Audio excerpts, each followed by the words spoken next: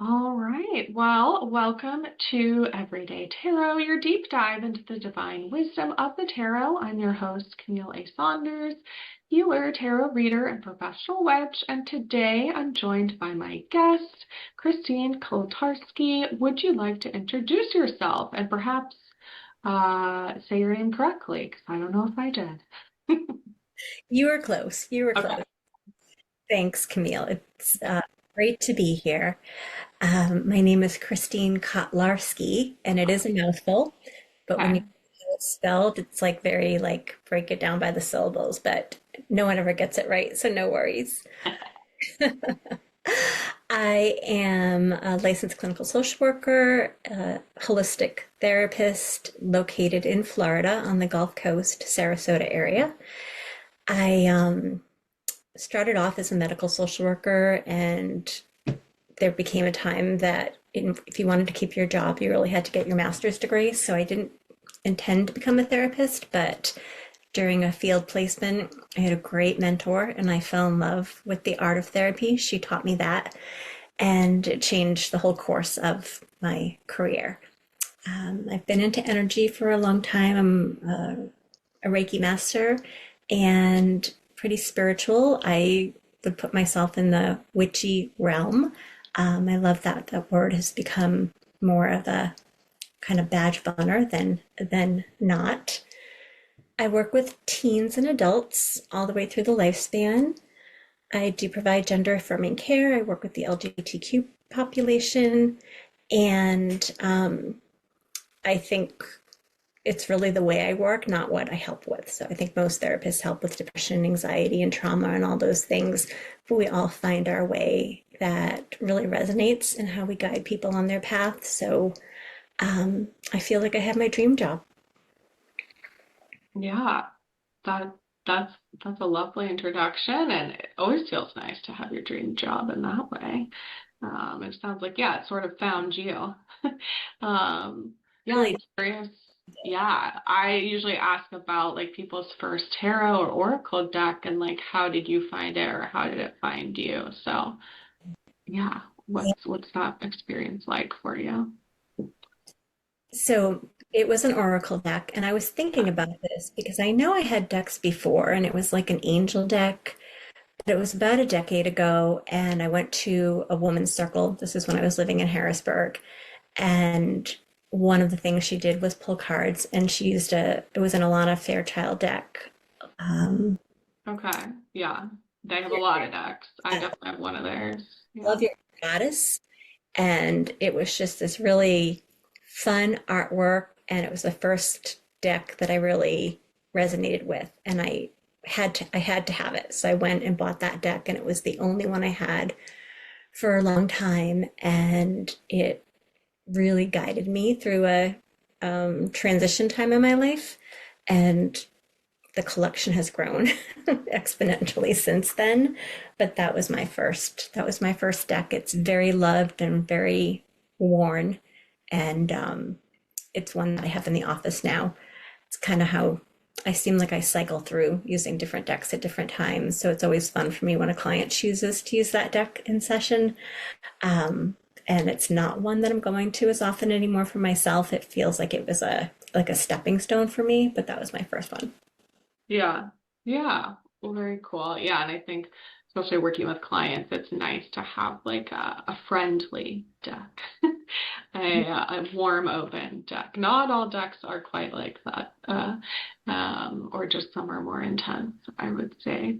Um, yeah. Yeah. How do clients just like decks are out and they're touching them, they're looking at them. How do they pick them? Like, how do you guide people through that process? So I offer both in-person and virtual sessions, so it's a little bit different depending on where I am. But in my office, I work for myself. I'm self-employed, so it gets to just be what is right for me. So I have, I don't know, probably maybe four or five decks at any given time that are out. And although it is in my paperwork, I don't really know too many people who read all the paperwork before. and they're signing of the intake stuff. But they're out. If you come to my office, there's crystals there. It just kind of gives the vibe. And some clients seek me out because they are looking for a therapist who can speak that language, or at least be open to it. And some people seek out a Christian counselor because that's what they're looking for. And I feel like more and more people are seeking out someone in the holistic, metaphysical, witchy realm. But what's really exciting is when someone's never thought about it before and they either see the decks, or I just follow my intuition, and we might be at a point in the session that I think the imagery would be really helpful, and I'll just ask. I'll just give it as an offer. Have you ever used a card deck? This is my idea about how this might be helpful, and no one's ever said no. Everyone's willing to try it, but then they're more often than not surprised how much the card they pull really resonates or affirms what they were already thinking. I explain this is not fortune telling. That's not what we're doing here, but it can be a path to understanding, and it kind of goes from there. So I think a lesson for me as a therapist is I definitely made a judgment that was not accurate, and I had never offered one client the cards, and I had the whole spread was on my desk. There was like they were all spread out with the client prior to him coming in. They had used a pendulum to choose the cards. We were just doing something a little different, and I didn't have time to clean up. And he was fascinated. He's like, "What is that? Why don't we do that?" And I'm like, "Oh, why don't we do that?" So Yeah. that was a reminder to me that I should be offering it, and people get to say yes or no. There's no pressure, but I shouldn't assume who's going to want to do this and who isn't. So that was a real lesson for me. Yeah. Yeah. And I think, yeah, as therapists or mental health practitioners, like yeah, I've definitely had sessions, not with tarot, but with other things where I'm like, oh, I always ask this question in an intake or when I first meet people. And then I notice myself like making an assumption or like, oh, no, I don't think they do that. So I'm not going to ask. That it's always like interesting to check our own sort of like biases sometimes Like, in why that way of like, oh yeah, why did I not? Especially if it comes out later, like you said, or like that there's this sort of like, oh, they wouldn't have known unless they saw that I was doing this with another client, and then that sort of like led into that. I was in a Um, training once with Esther Perel, and uh, she's amazing. And she said, in her opinion, every therapist should be asking every person of a reasonable age, um, not are they having sex? How often are you having sex and how is it? So it mm, really leads with it's an expectation. And it's really okay if the answer is I'm not at all, but it opens up like this is a normal, healthy thing for us to talk about. And it does impact everyone's life, regardless of what their choices are about that. And it was just, she was so matter of fact about it. Like it's just a standard intake question. And that really resonated with me. And I definitely after that found myself for a little while. And I tailor it to who I'm with for sure. But sometimes when I'm like, oh, should I be asking this question of this person? And we're all human. So sexuality is part of our humanness. And I think that's just a different example of, yeah, not, not, not holding back. Yeah, and I think that is like such a good example. Of course, like Esther Perel is like a sex and relationship therapist, right, brings that lens. But yeah, I was trained as a marriage and family therapist. Okay. I'm like, so one would think that those type of questions would come up since we're relationally focused.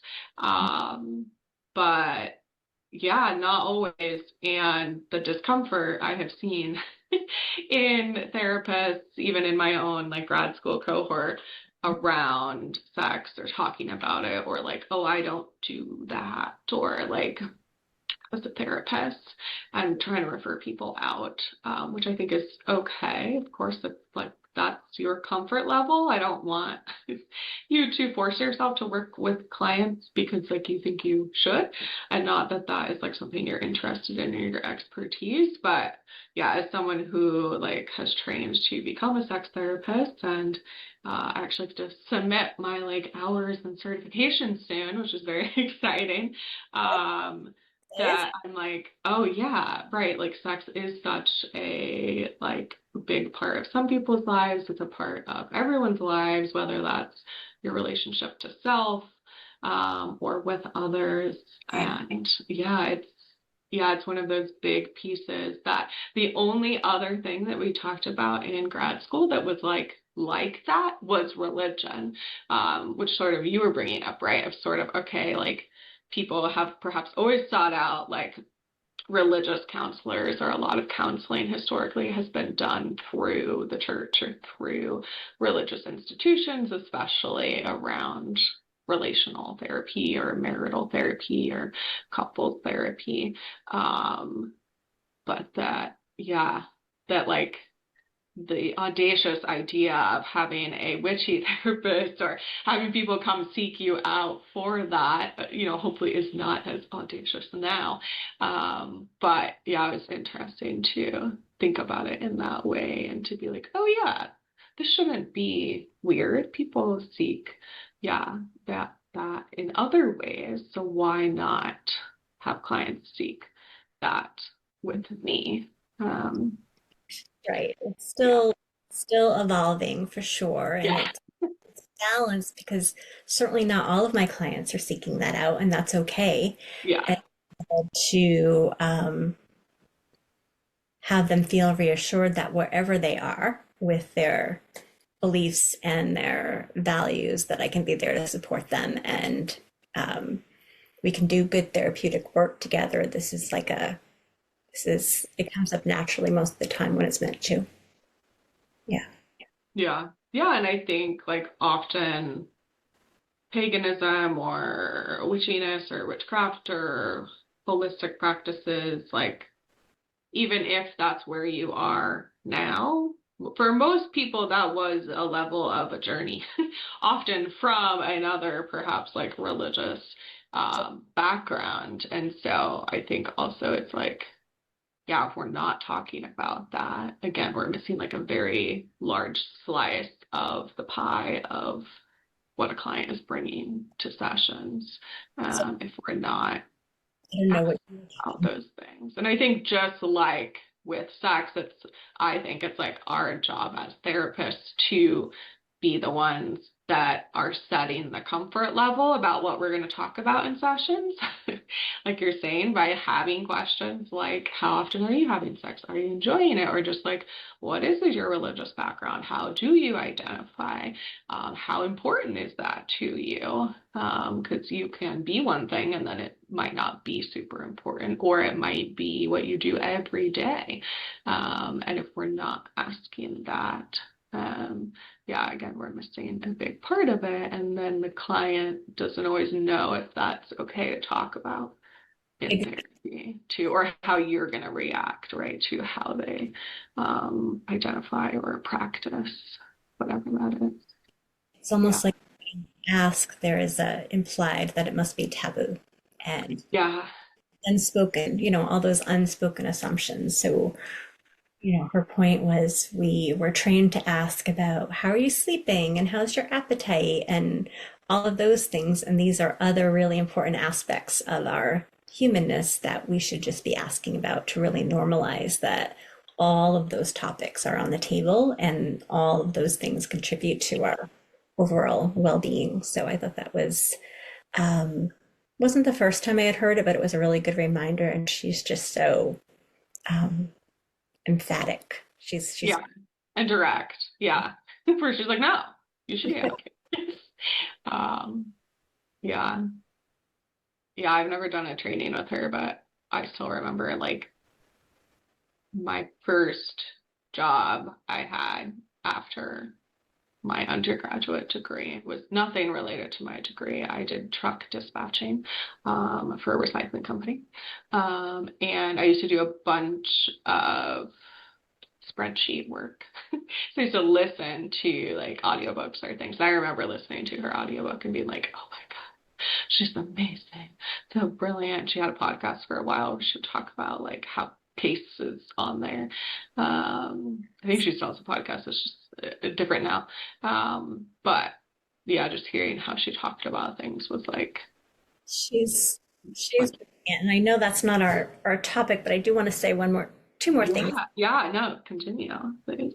You ever get the chance to go to the Psychotherapy Networker Symposium, it's in DC every year. And they really bring in some great experts, and that's where I heard her speak. So she was one of many. It's every Yeah. March, and it's wonderful. Okay. And what I Um, thought was so brave of her, that I've heard her speak more than once, but the last time is she showed video.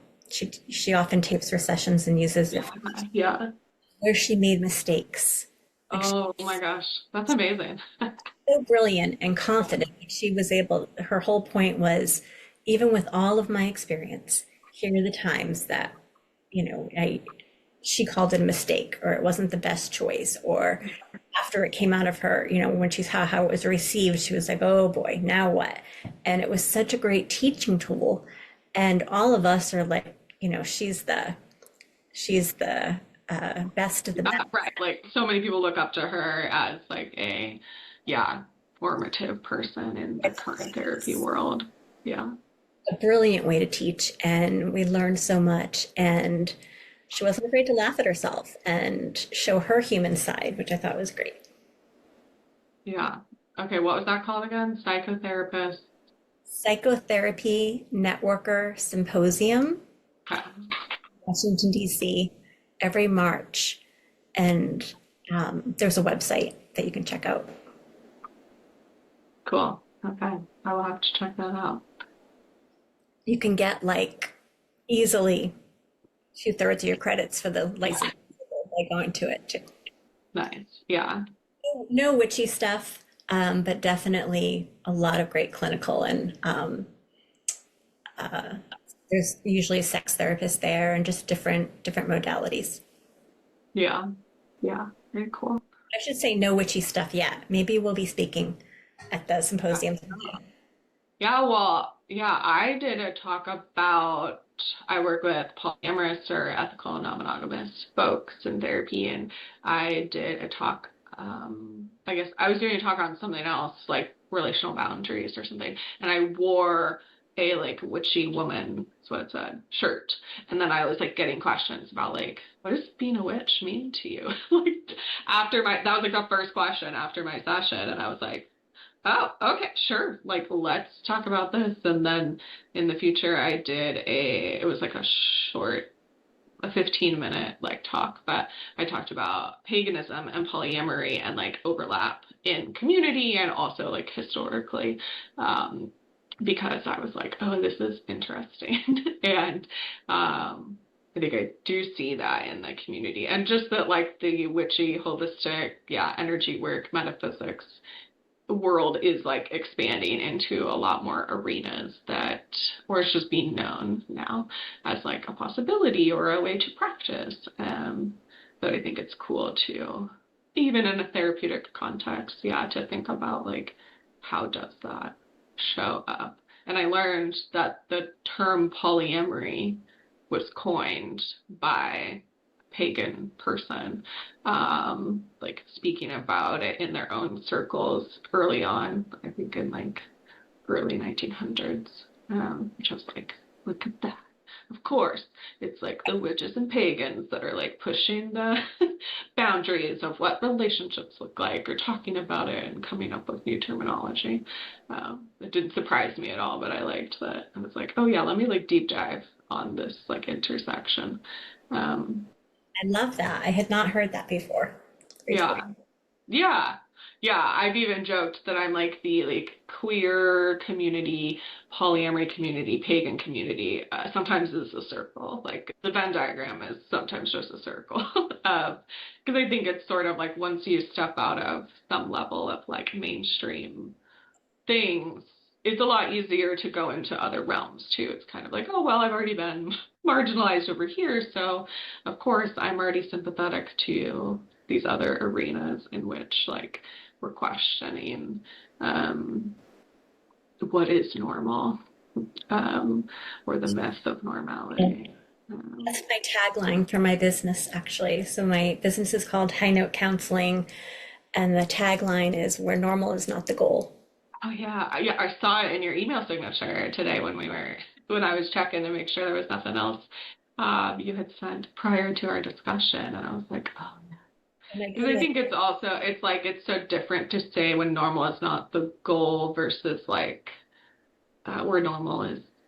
I don't like. I think Gabor Mate like talks about like something also about normal, but we have like the myth of normality. I remember talking about that in graduate school, like from a sort of medical context of what our ideas about normal are. And I think you know, even saying the word normalized like as a like right like I will sometimes write that as a like clinical intervention. It's like, oh, normalized this or validated this, where it's like, well, yeah, what do I want to be like sort of reinforcing the idea that there is normal. And yeah, and I think for a lot of people it is still the goal or the fitting in or the being accepted. And so I like that. It's sort of like, yeah, no, it's not the goal. Um, it came from, I don't have data, but I really think the most common question I've ever been asked in a session is that normal? Am I normal? Is this normal? mhm. Yeah, And, I really try to move from using that to like, how about, is this healthy for you? How about we ask that? And I realize we've been conditioned to whatever normal is, whatever that idea is, like that's what the goal is. And that's just, can I swear? Like that's just bullshit. yeah, you can definitely swear. Yeah, yeah, because I think it's very interesting being a therapist or mental health practitioner where you get to see so often that like there is no normal, right? That like I see patterns or I see everyone's kind of going through the same thing or right, we're being impacted this way. And like I get the benefit of seeing that actually for my clients anxiety is normal or that like actually like everyone goes through this, but of course for our clients like that's not their experience. They see or get to experience us as a therapist as, okay, you're the only one that can kind of like tell me what other people are going through in this like therapeutic context. Like it's a very interesting aspect of seeing, yeah, clients. And I think it comes up for me in a more like energetic, like universal, we're all going through this experience in a more like holistic, witchy way, because it'll be like, oh yeah, I know that the astrology, the news, the stress, the time of year, like all of those things are contributing to why you might feel this way. And actually, like 10 of my other clients talked about the same thing this week, um, where I feel like I also, because of our training, like I'm trained to see the patterns and then like to comment on them and like offer that to people. Um, but of course, yeah, the way that therapy works means that no one else knows what happens in the therapy room, or what other people kind of are experiencing in that way, unless we talk about it. Yeah, yeah. It's and at the time that we're recording this, Hmm. we're on the cusp of that full moon lunar eclipse. We're I in know, like literally like we're in 24 hours, 12 hours. I don't know when it happens tomorrow, but we have the 3-3 energy. I think it happens in the morning at least Pacific time, but um, on my coast, if you're awake at like 4:30, between 4:30 and 6:30 would be the prime time, but it is the energy is palpable. And whether people are informed or aware about of that or not, everyone that I come across is really experiencing it. And then there's the, in my opinion anyway, the whole country is experiencing vicarious trauma, uh, long term now, very long term. And that's just an added factor for everyone who's just trying to live their life. And it has a major, major impact. And as you know, because you're holding space for people who are uh, in survival mode and surviving in this chaotic um, time.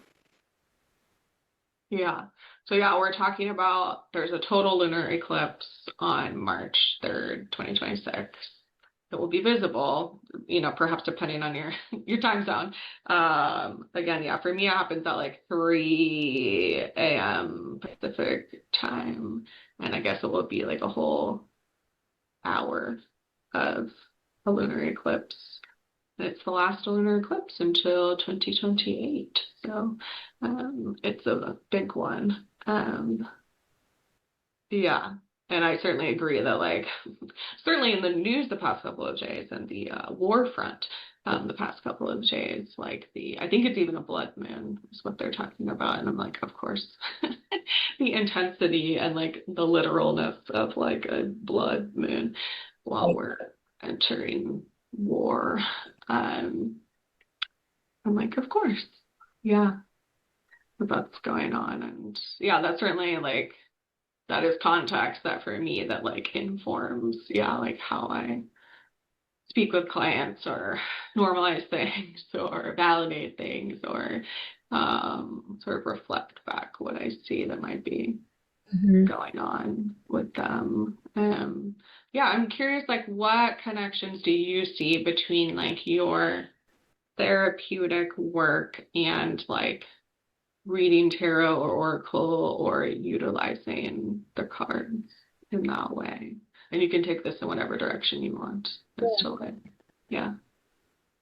Well, I guess I feel like the therapeutic work always starts with ourselves, at least for me. It's like my own work, and then it kind of translates. So for me personally, I know I am more in alignment and in my center when I am taking the time to. Um, I'm a kind of pull one card at a time person. That's what whether it's just what do I need to hear today, or setting the intention, or what it may be, and taking the time to have a little meditation and journal and that kind of thing. And that's not happening every day, especially right now. But on the days that it does, it sets the whole tone for my day. Um, and then the way it shows up in sessions is it's really intuitively guided. Um, and sometimes it's in the context of the session, and sometimes it's not something I think of until after. But if it's someone that I've already have that relationship with, and I know that the cards speak to them, and I can reach out and just say, "Hey, this occurred to me. Do you mind if I pull a card for you to kind of wrap up what we were talking about, or see if there's more there?" And then I can take a picture of the card and send it. And so that happens sometimes. And, I think as we evolve and grow, we are more open to doing things outside the box. And there would have been a time like, oh, I can't do that outside a session. That's Yeah, that's not having good boundaries, right? That's what we get told right. sometimes.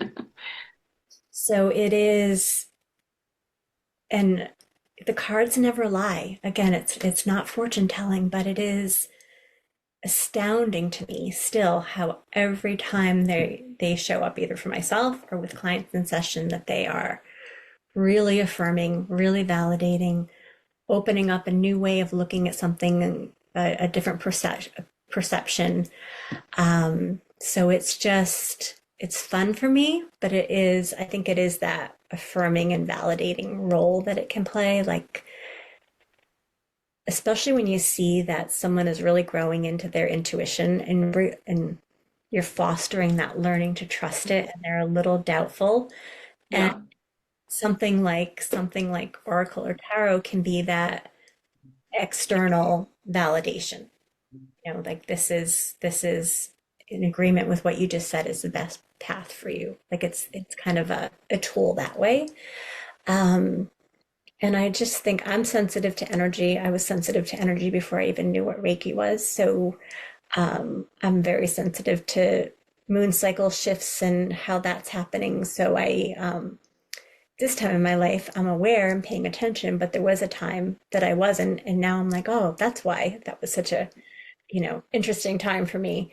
So I can speak to when someone's feeling something that they can't quite put their finger on. Like, maybe it's not yours. Maybe this is collective energy. Maybe this is what's happening in the cosmos right now. Maybe this is ancestral and it's not your thing, and we need to figure out how to release it. So I just think it's the more I have trusted my own intuition and the different aspects that I tap into to support me, I'm not afraid to offer and ask those questions and really know that if someone's not ready for that, it's just not going to resonate and I can move on. But usually, if I'm having that inner voice saying, say this, ask this, suggest this, it is exactly what the person needs to hear. Um, and sometimes I've held back, and then a few minutes later, they're saying it, which is super cool. So I'm like, Yeah. aha, I was on the right track there. And we got there anyway, so it doesn't matter how we got there. But so it's all of those things. Um, did I answer your question? I feel like I went in a couple of different I directions. think so. I don't remember what I asked even now, so. Oh, the connections between the work and yeah.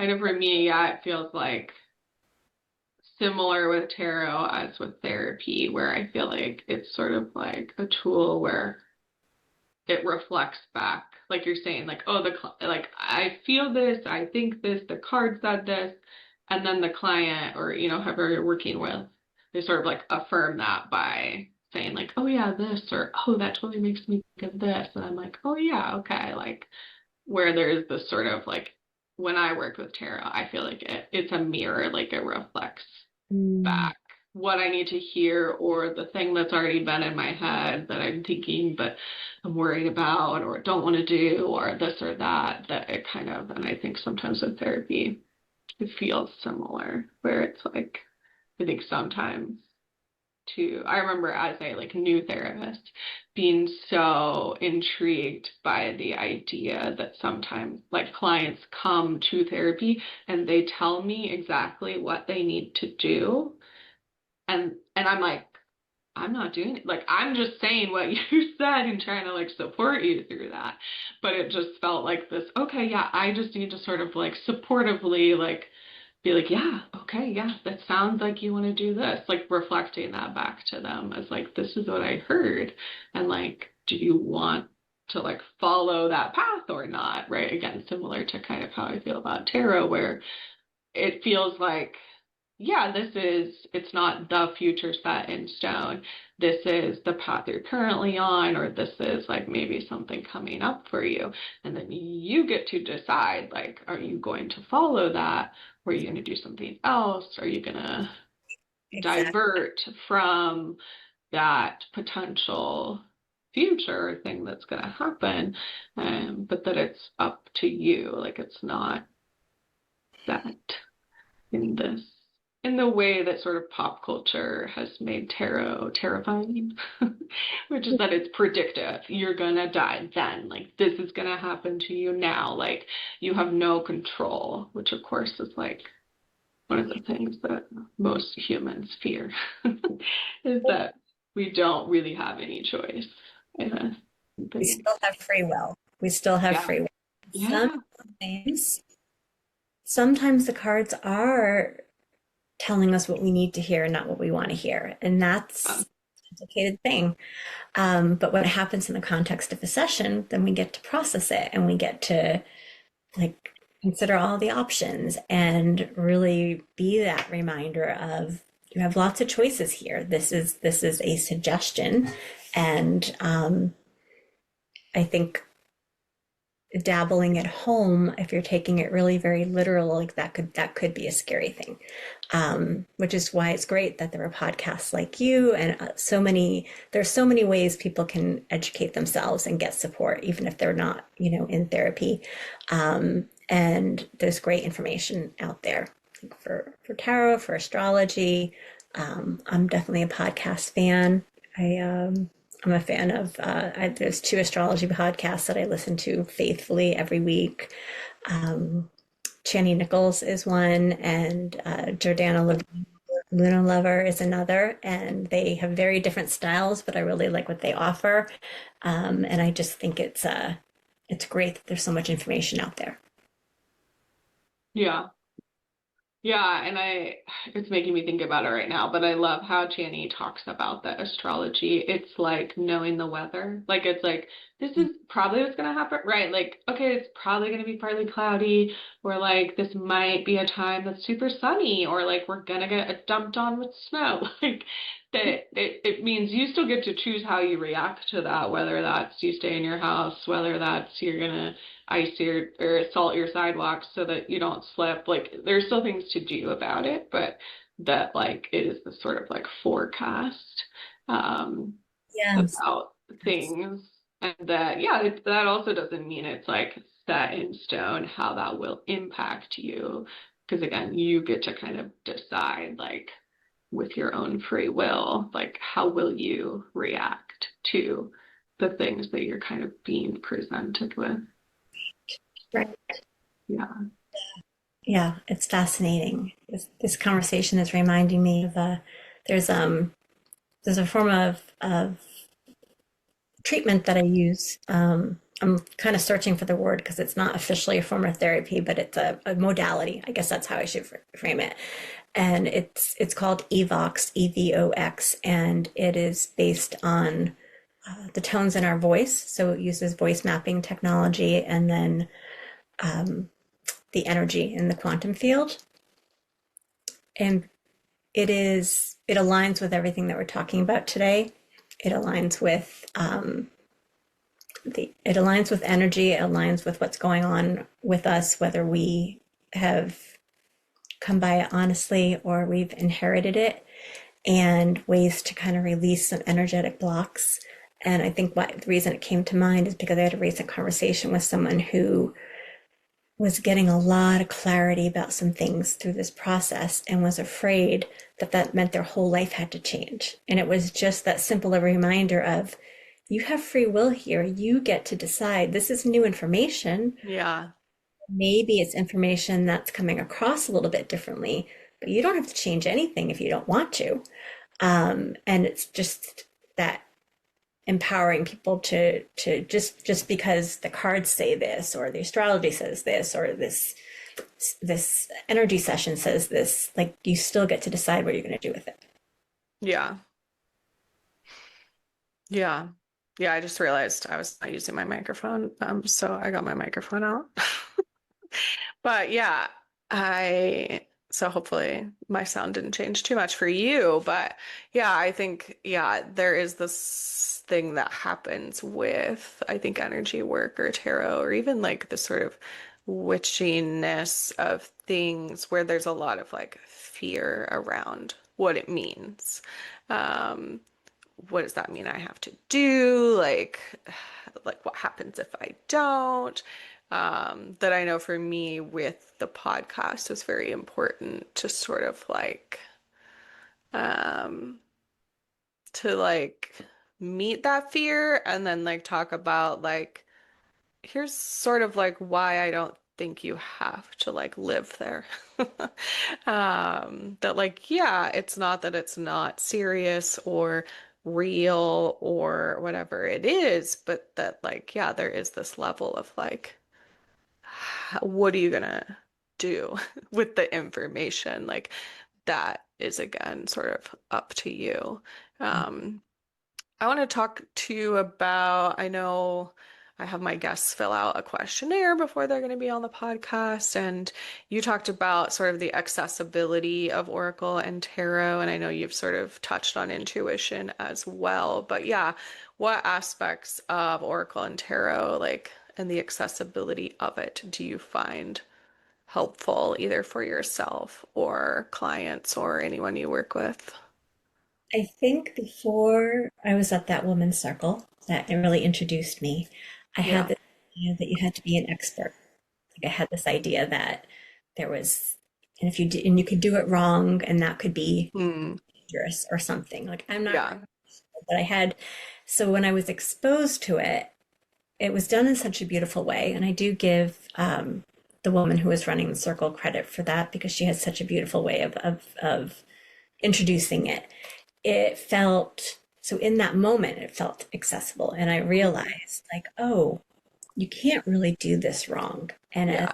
I started to grow into that, um, and it took me a while, it took me longer to start to dabble with tarot because that still felt like there are all these rules and all these there definitely is an art and a science to it, I think, in a lot of ways, but allowing myself to be okay with I can interpret, I can either just look at the card and the imagery and take away from it what I'm feeling, or I can go to the book and read, or I can do both.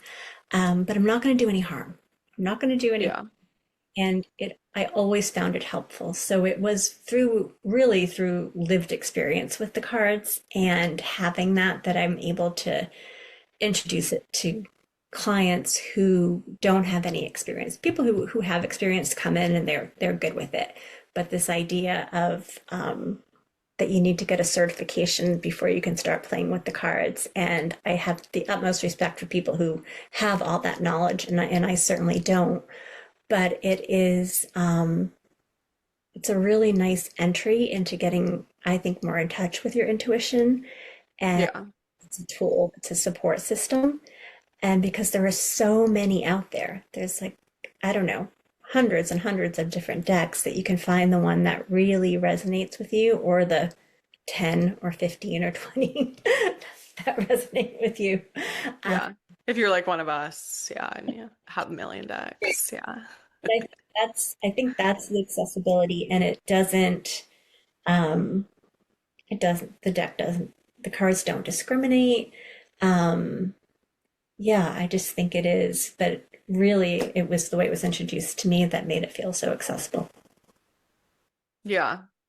Yeah. And I think that sort of being led into it, like by a community, is, I was gonna say common. I don't know, but I would say like historically probably how it happened.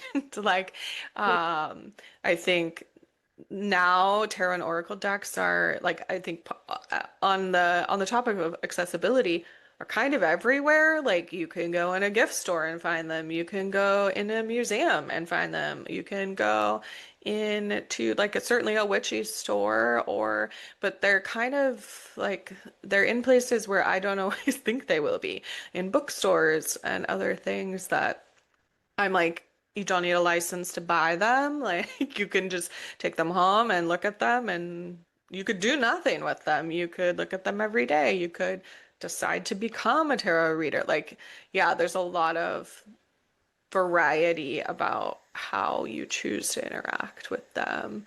Um, and sort of like on that note, I'm thinking about even with my own journey of like which ones I choose to use day to day or when I'm pulling a card every day versus where I'm like, oh, I haven't touched a deck in 2 weeks.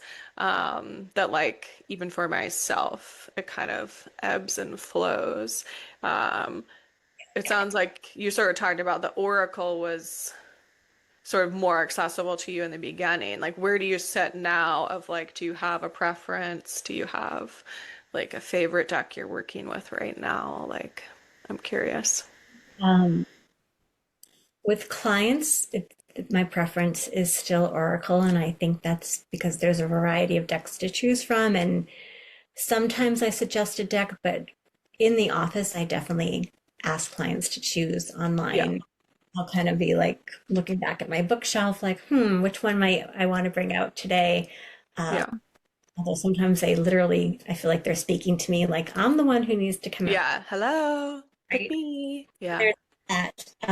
But I've become more and more interested in tarot and have tried a few different decks. Um, and the one that I am playing with, or really trying to get to know, is called the Moon Witch um, Hmm. deck. Oh, And nice. Okay. it's really beautiful. It leans feminine divine energy, but definitely incorporates that masculine divine energy as well. and it's the one I've stuck with the longest. So I'm like, oh, maybe this is my baby, right? So I'm still really learning it and getting to know it, and have been enjoying that. And when it comes to my Oracle decks, gosh, I feel like it just depends. It depends. Like when I feel like when I need to pull out the big, like, give it to me straight, I Yeah. always go for my roomy deck. That Mm. it's the one I go for. Um, but I really like the Fairy Forest deck. I have a dragon deck. I had a whole transformational empowerment Mm. experience with dragon energy about a year ago, and sought out a deck after that. I didn't have one, and I sought one out. So some days I have a lot of fire in my chart. I'm an Aries sun. I'm a Libra moon. Sorry, a Virgo moon, which is what this full moon is, which is interesting. I'm also a Virgo moon. Okay. Yeah. So yeah, that probably means we're gonna be hit hard with this moon then. Um, I know I already wasn't. I probably got 2 to 3 hours sleep last night, so I'm feeling it big time. But yeah, I dragon, stayed up very late and also did not get a lot of sleep. The moon was so bright where I am last night. I could not look at it. Like it was like when the sun's shining in your eyes. I was driving home at midnight because I went to a concert last night far away. And I was like, I love staring at the moon normally. And I was like, I can't, it's like burning my eyes, which ah, was very interesting. Like it just felt very bright yeah, at it was night. not bright. We definitely had some cloud cover, which we often do. Yeah. You could still see it, but it was not. I wonder what it would be like tonight. But yeah, Yeah. Yeah, um, and I've seen it during the day the last couple of days too, which doesn't always happen. We usually have a lot of clouds here, but we've had, I guess we still have clouds, but it's been clear at night, clear and cold at night. Um, but yeah, I had to wear an eye mask last night while I slept because it was so bright. I was like, it's gonna keep me up. Yeah. Well, and I feel like, yeah, personally, I'm like now following the moon cycles, like when the full moon is high. I've done like full moon circles before, with the colleague of mine. Um, it to speak about the sort of like client normalization. Like for me, it'll be like, oh yeah, of course I didn't sleep very well because it's a full moon and it's kind of for me high energy usually.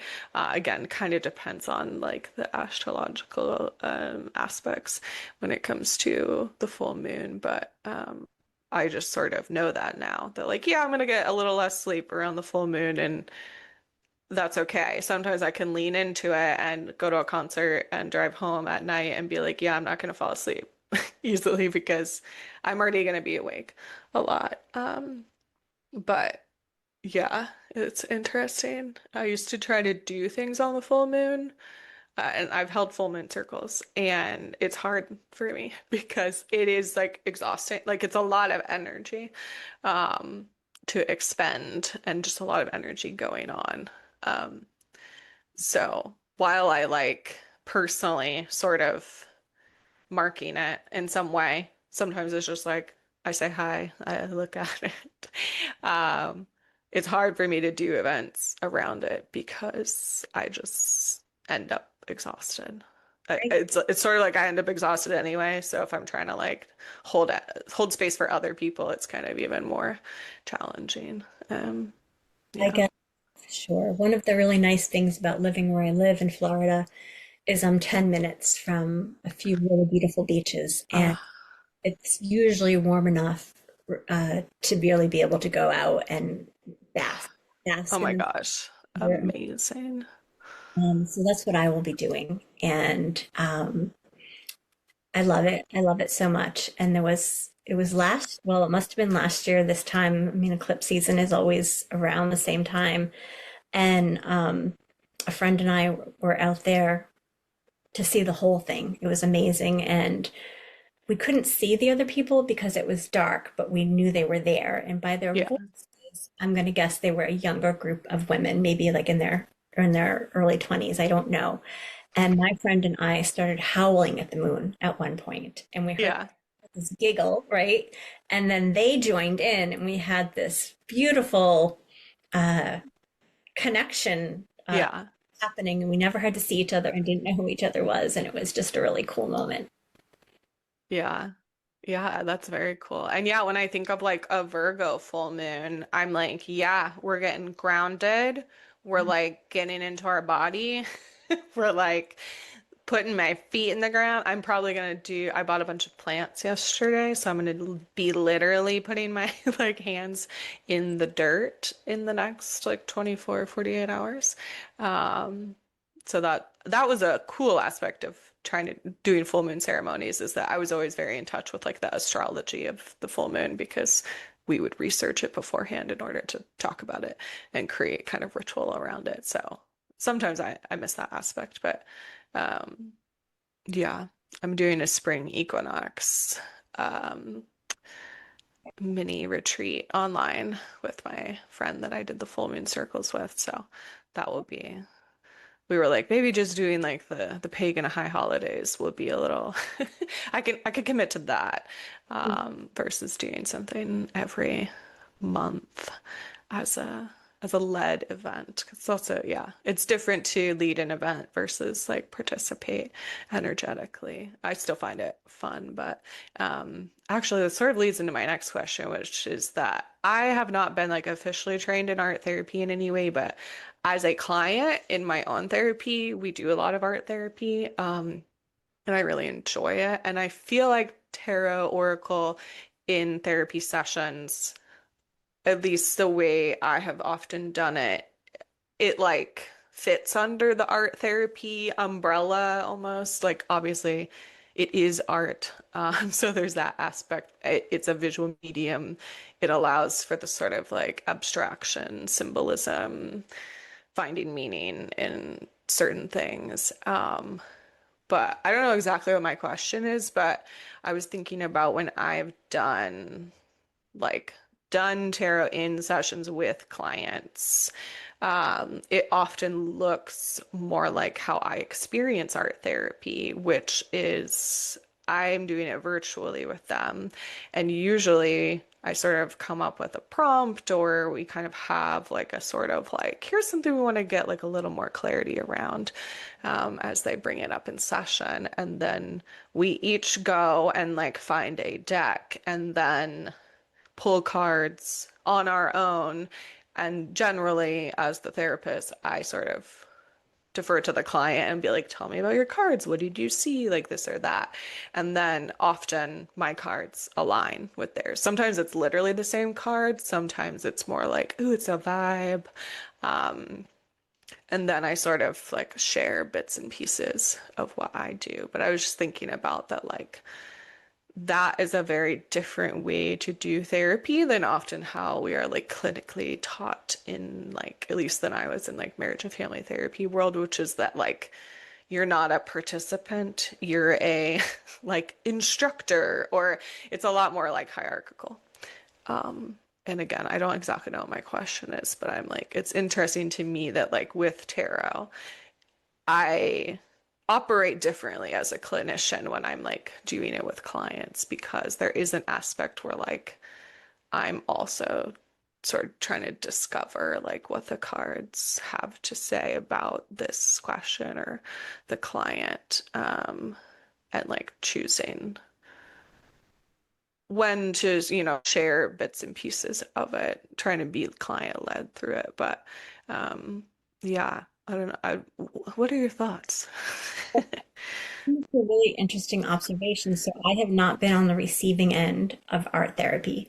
Um, and I agree that there's so much imagery and metaphor and room for interpretation. And when I hear you describing this process, like the word co-creation is what's coming up for me. And Yeah.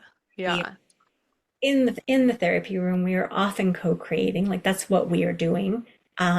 But that's such a beautiful example of how it really plays out when the card, Yeah. And it's like more overt, like co-creation, I think. Yeah. which Um, which is beautiful, and I think it's really empowering for clients as well. And it's fun, it's definitely our jobs are really challenging, and to be able to have this, it feels like the handcuffs have been taken off. Like Mm, here's yeah. here's the book stuff and how we were taught, and there's a lot of value in we need to know theory, and we need to know what we're talking about, but the ways that we help, and the research has shown for years, and I know this intuitively, and I'm sure you do too, the most important element is the therapeutic relationship. Yeah.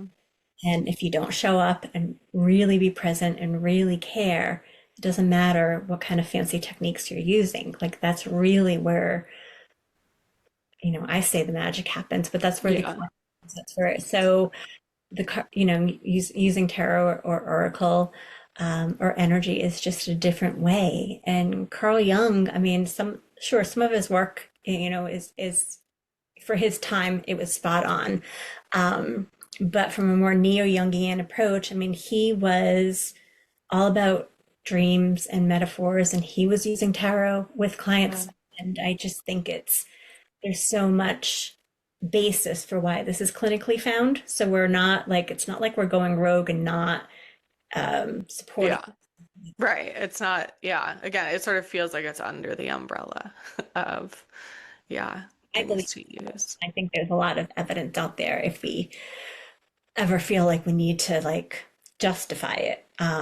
Certainly with people I work with, the work is the justification, and it sounds like it is for you too. But for the cynics or the critics, there's a lot of ways that we can, really show the science and the art can blend together, and there's more and more science to back up, what we're doing.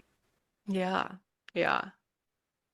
Yeah. And I think why I like art therapy as a client is because I think therapy in general, historically, and then also certainly my own brain loves to talk about words, like loves to be in my head and like having a bunch of thoughts.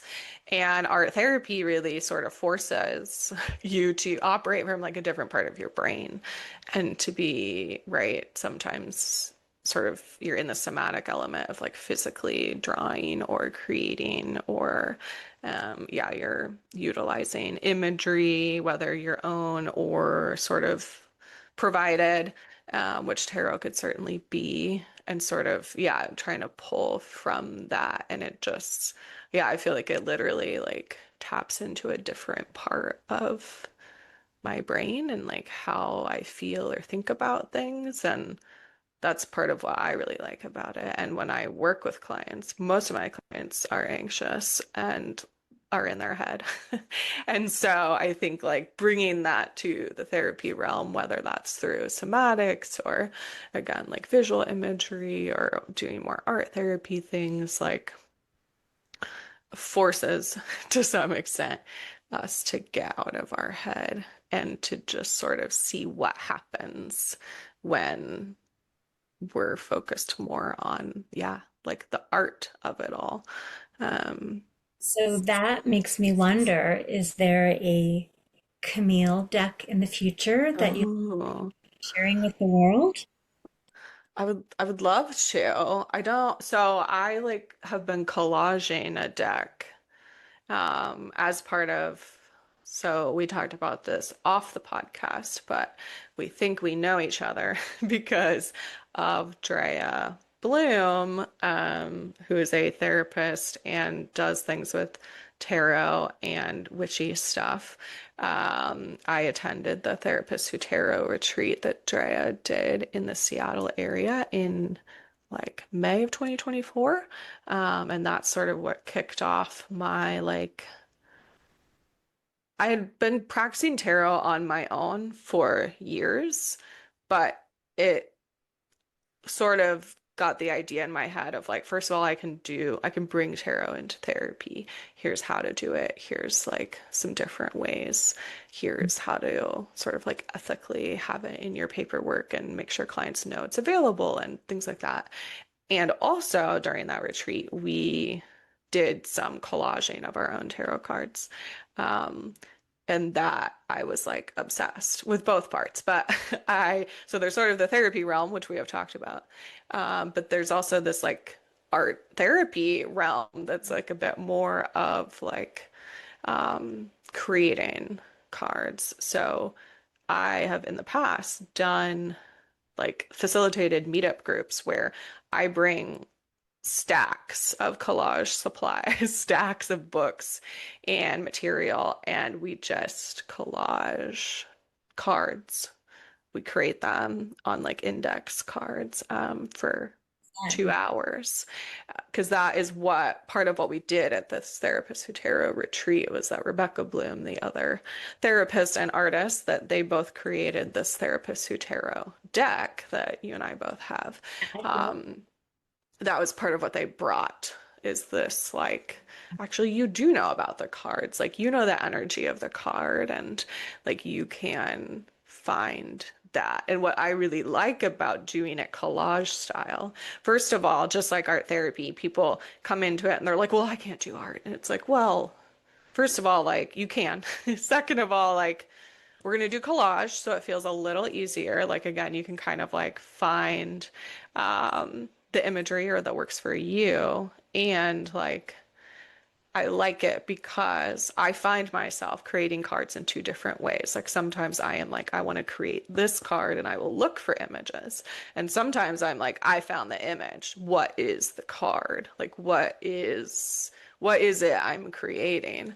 And there's also this sort of like piece in time part of it. Um, when we were at the retreat, Trump got indicted. And I made a card like in that moment of time. I found imagery that was like, this is like the energy of this moment.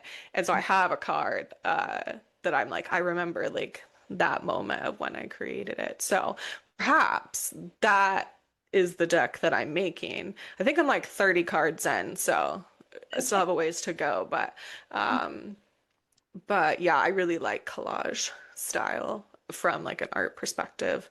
And you and I also talked about off podcast, but I'll bring it in that we like the Gabriella Herstick Goddess of Love tarot deck that is collage style. And that's very much Gabby's like own art. It's created by someone else. She wrote everything for it. But um when I was like a part of her Patreon for a long time, and she was always creating like guides for the full moon or different seasons, pagan stuff, and that is very much her art style is collage.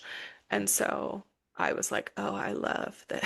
So that's part of why I love that deck is because I love the sort of like stacked imagery of the way of collage.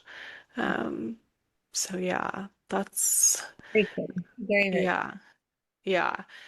I did get a tarot reading when I was in Salem, Massachusetts in like 2023, where they told me I was going to make an oracle deck.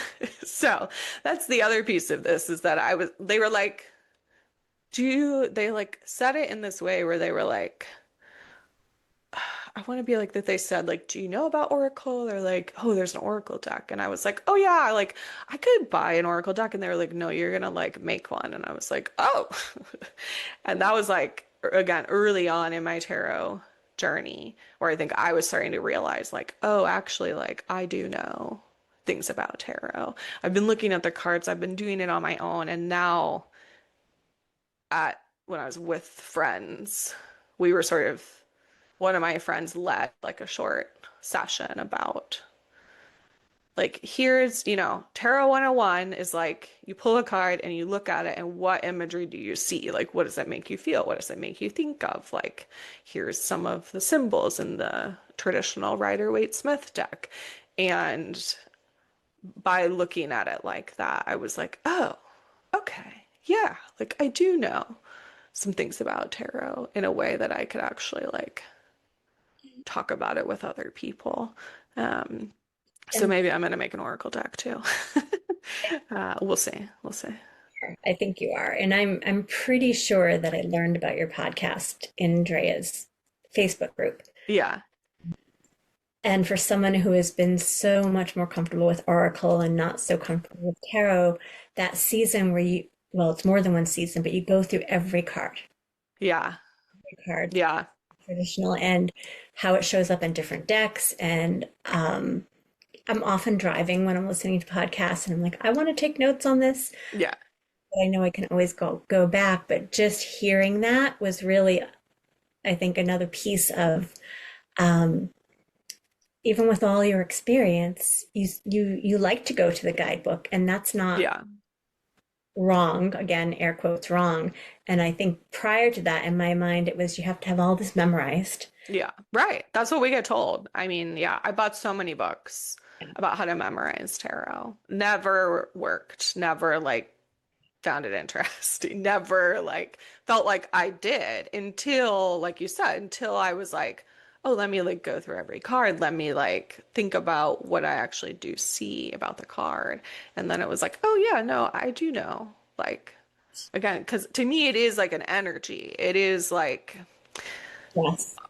right, like each card is different across decks, but also the same, but every deck feels different. And like we said, some decks feel friendlier, some are more intense, or some have more initiation to them, or whatever it is. But yeah, it felt clear to me that, like, despite the visual imagery being different, or the things that are brought through from it, from other decks or from historical reference, like, yeah, however it feels to the individual like tarot deck creator is how it gets like represented. Um, and so yeah, I would encourage anyone to like, I mean, certainly you can listen to those episodes, but also like it's very fun to like try to create your own tarot or oracle cards, because I feel like you do learn like, oh yeah, no, sort of just about like intuition too, of like, oh yeah, no, I do know. I do have that gut feeling. Like it was always there. I may have been told that like I was wrong, or that that's not logical, or that what's the proof, or this or that, but it's there and you can kind of like uncover it or allow it to come forward. Yeah. So I thank you for that because it really, um, in a way, it gave me permission. Like, okay, I can still rely on the guidebook, and Yeah. I use the cards, especially when I'm sticking with one particular tarot deck for the most part right now. Um, the intuition is always there, but then supplementing it. And yeah, that was a really great takeaway for me from listening. Yeah. I'm glad. Yeah. So yeah, that was, I think it took 6 seasons because I did each suit, which has, I think, 14 cards. So I went one extra episode per season. And then the Major Arcana took 2 seasons. And then I did like an overview of 4 suits at the end of the second Major Arcana season. So yeah, it's early on in the podcast because I did like a sort of like myths of tarot season, and maybe one more, and then I like went into it. But yeah, and those, yeah, you can always find them on the podcast. You can also find them on my website. So if you ever, if you're not in the car, but if you ever want to find the cards that I actually like look at on my website, which is CamilleSaunders.com, you can do slash everyday tarot, or you can click tarot at the top of the, or podcast maybe at the top. But you could search the episodes. You could find like the specific suit, 10 of Wands episode, and see what cards I was talking about. Yeah, and I think to me the book, I don't know, it's like in the therapeutic context, I think of it like it's the DSM-5, where I'm like, there is the sort of agreed upon idea about what a card is. There is the aspect of, well, the artist created the deck to look a specific way, so they might have more insight about why they chose a whale for this card than like versus another deck. Um, and so to me, that is like important to honor like their artistic creation as well.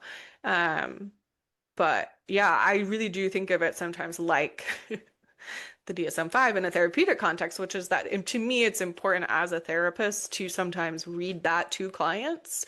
Like, okay, I think you have generalized anxiety disorder. Let's look at like the qualifications for that and not just like pretend that I have all the answers. I have my own ideas and experience, but this is what I'm going off of, right? This is like the guidebook. And I want the clients to have that information as well, because like it is about themselves. Like I don't really, for insurance reasons, we have to diagnose people. And that's also part of like my process of feeling that like that's a more consensual process, which is saying like, okay, I think this. What do you think? And like, what of these sort of qualifications like do you experience? Um, and I think that is also what I bring as a person that loves tarot and that wanted to do the podcast, which is that like I called it Everyday Tarot because first of all, I was kind of doing it every day, but secondly, I was like, no, like it doesn't have to be a ritual. It doesn't, you don't have to memorize it. Like you don't have to know everything. Like it can just be like an everyday thing. Like it can feel mundane and that's okay. Um, and that's still like a valid way. You don't have to like be a tarot reader to read tarot for yourself or for others even. Um, and I know it brings like for me, it brought a greater understanding of the cards when I like started reading for other people casually. Um, because I would read the book and I would tell them what I think, and then other information would come through as well, or right, like we would have a conversation about it. Um, but yeah, it still feels important to me to be like, this isn't some like, yeah, you don't have to have had all this training and knowledge to know this. Like, you too can buy a tarot deck and read the guidebook and like Google search a card and like figure out the same kind of things that I am seeing when I look at that card. That like, yeah, anyone could do it. And I know that that is part of my like belief system around tarot is that like anyone can do it if they want. I don't think you have to. This comes up in sort of like witchiness circles of like, are you born a witch? Do you become a witch? Like, and some people believe different things. But to me, I'm like, well, if you practice it and like you believe in it and you want to do it, then like, yeah, you get to call yourself whatever you want. I don't believe you have to have like it passed down to you necessarily. Um, and that I think for a lot of people, it's like um, because of the way witchcraft, tarot have been sort of marginalized for a long time because of more dominant religions or ideology. Um, And that, patriarchy. yeah, right. Like, and like witch burnings, and like Christianity, um, as being like, you must convert. It's like, yeah, we haven't sort of historically had perhaps the opportunity to pass down knowledge in that way. Or maybe it wasn't called witchcraft, right? Like, because it was dangerous. It's still dangerous in some ways. It's still sort of set to the side of things. Um, but I think that's also like why it's important. um, Agree. People were persecuted for centuries for being healers. yeah, Labeled witches or demons or whatever, depending on culturally and where people were in the world. And well, we could have a whole other episode about how took away the yeah, sexuality and all. Like it's a whole systemic problem. So yes, I do think being loud and vocal and findable, and is really important for those of us who feel safe to do that. Yeah.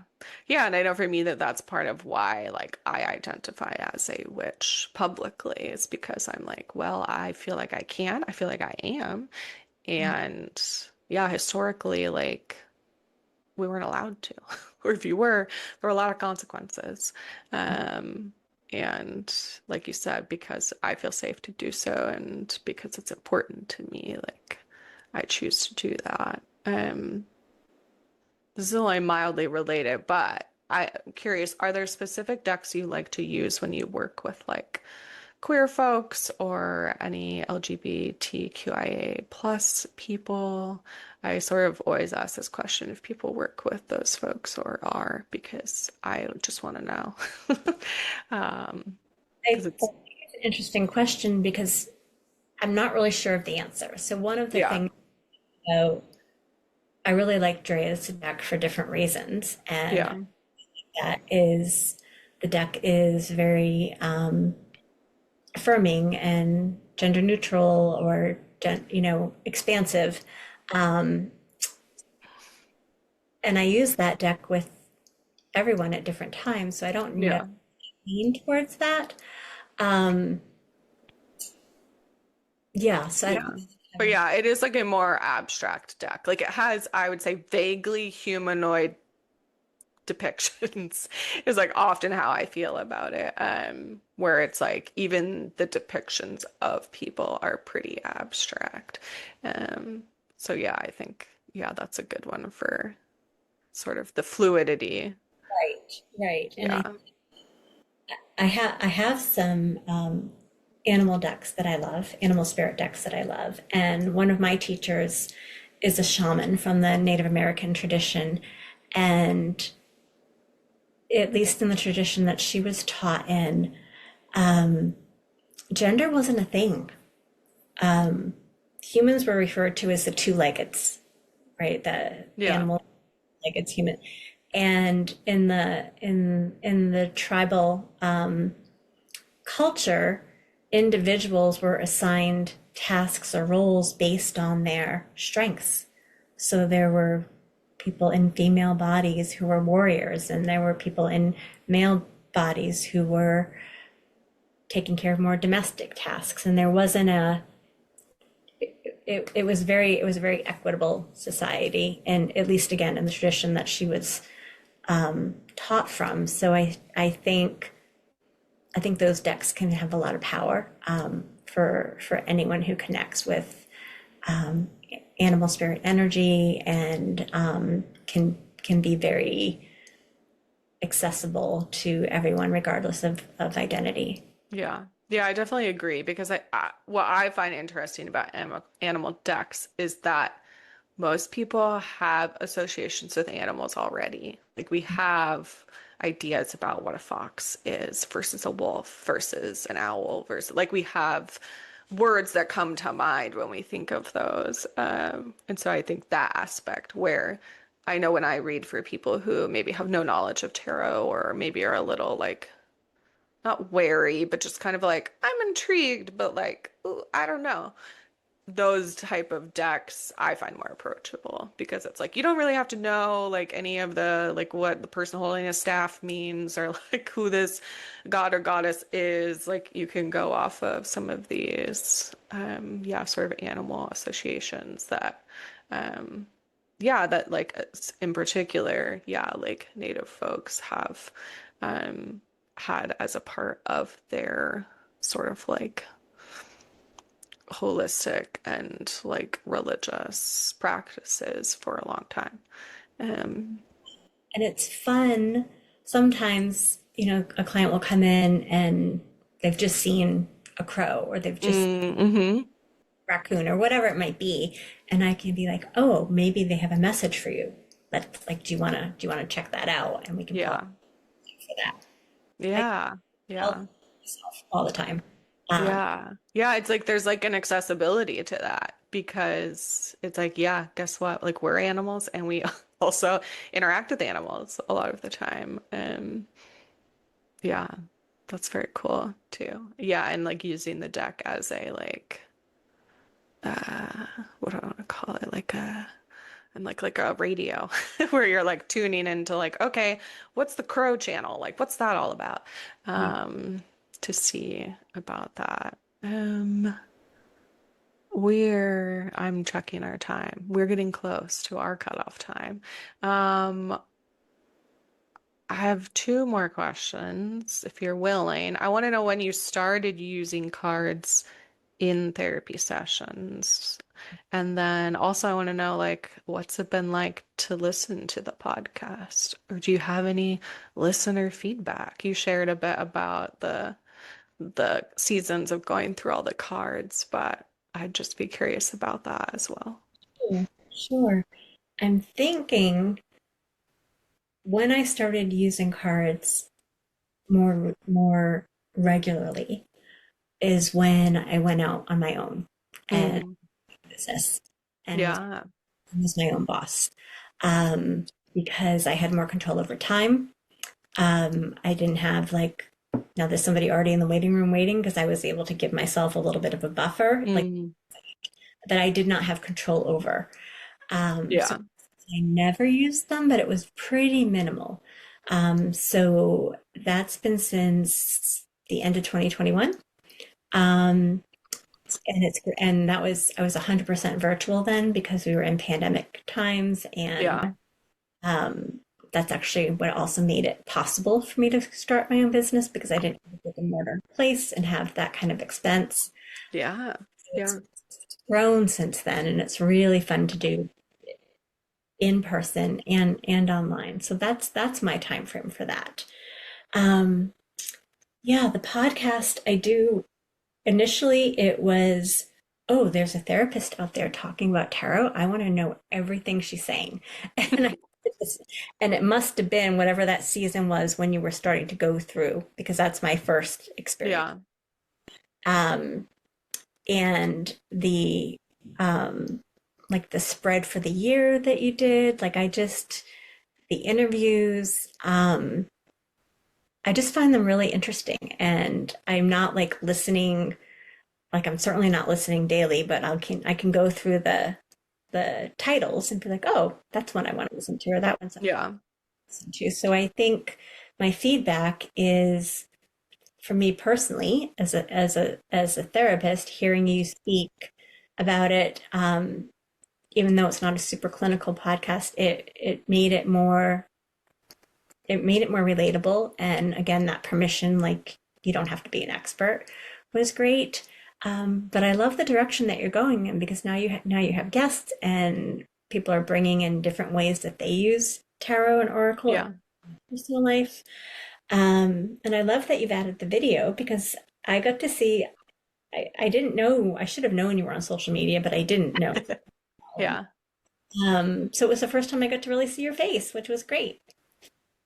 Yeah. Yeah. Yeah. And I think, yeah, like you said, it brings a different element to getting to know the person behind the podcast.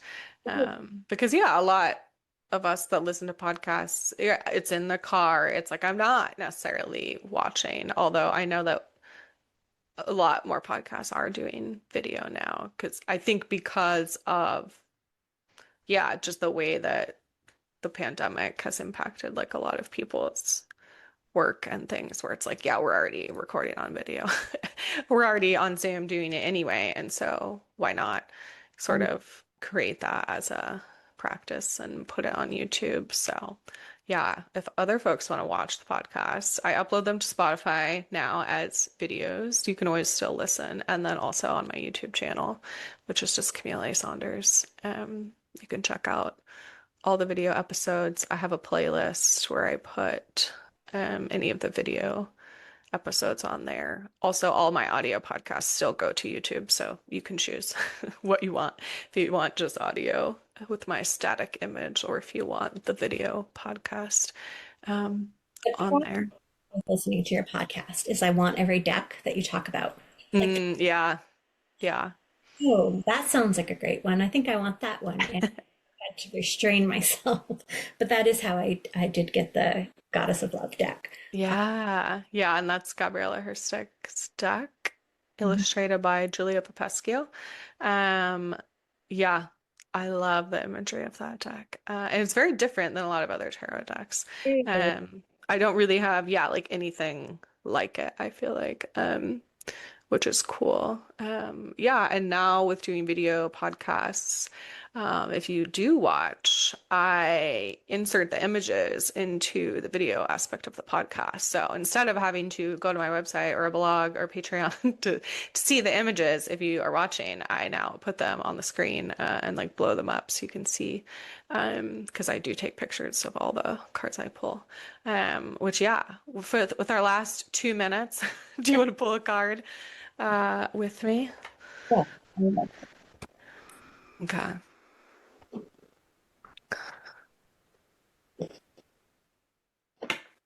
I don't know if we have a question or anything. I think we were both gonna pull a card for each other, if that sounds good.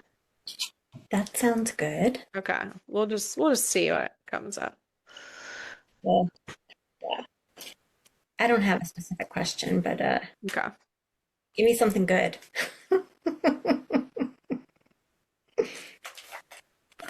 I will do my best. See what the cards say. Okay. Okay. Do you want to tell me what you pulled first, or do you want me to go first?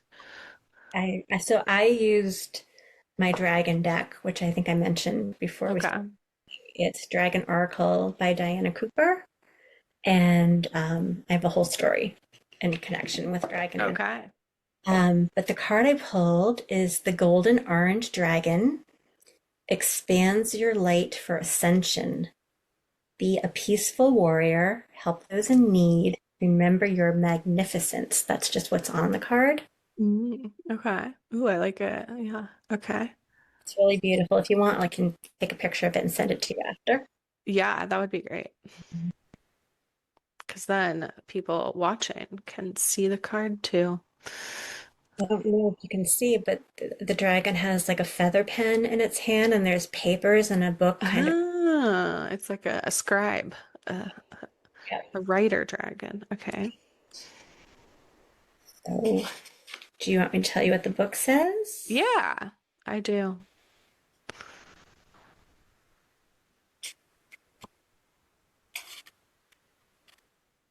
These cards don't have numbers. Sometimes it takes me a minute to find. Okay. It's like in alphabetical order by section. So it's a little, here we go. Okay.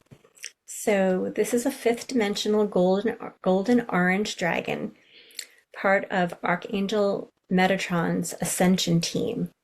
Oh, that's so interesting because Metatron just came up for me. Mm.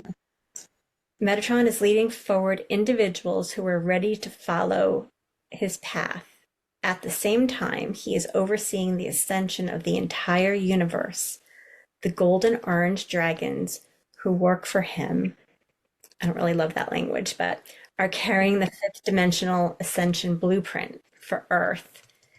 And they come to those of us who are ready to make a difference.